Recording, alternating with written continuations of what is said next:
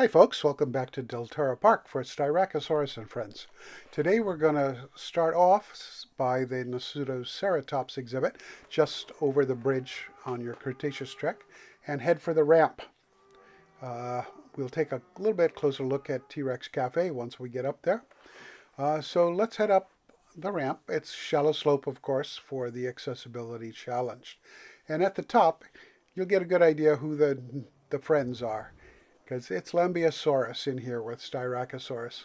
Styrac is in here as a 3-star animal, so he'll likely be more accessible to the park before Lambeosaurus, which is a 4-star animal. And so this exhibit could be built first for Styracosaurus and then expanded for Lambeosaurus once it becomes available. They're both from, I believe, the Dinosaur Park formation, so they're contemporaries. Here's the cafe. There's a patio out here with a number of tables, a little shade there for people waiting to get in. Not a problem right now. And a podium for the hostess to take care of seating people as they arrive.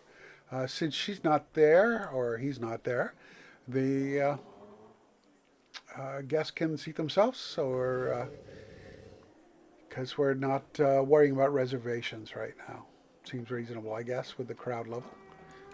So let's look back at the exhibit, and you can see down there where the cursor is circling is a flat area very close to the wall where animals can get close to the public, and you saw that in the title card. So this probably should be Bearpaw Forest overlook that we're going to be heading up to. Before you go up there, we'll take a side step. This is the path, again, for the accessibility challenge guests to go up and get into the building so they can access the elevator to go up to the viewing platform. Zoom to the elevator. Bang. And so we're going to pivot and then go out to the edge of the platform and take a scan across the exhibit. There's one of the Lambeos standing up for us. You can get a sense of what can be seen from up here and the water hole the animals have so they can have something to drink. And it should be plenty big enough for them. You may have noticed the concrete back wall, mostly screened by plants. So we'll jump down into the exhibit now and take a look at the animal care building.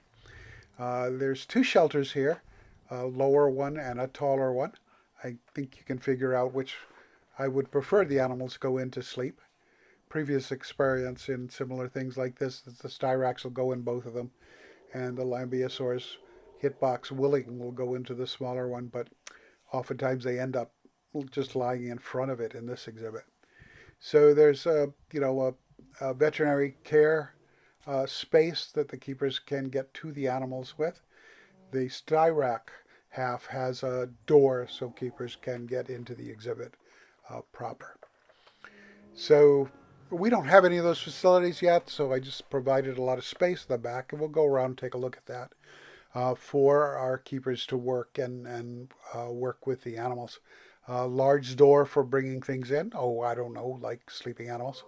Uh, and it will be accessed by a path coming off just after the Jurassic side of the bridge across the river.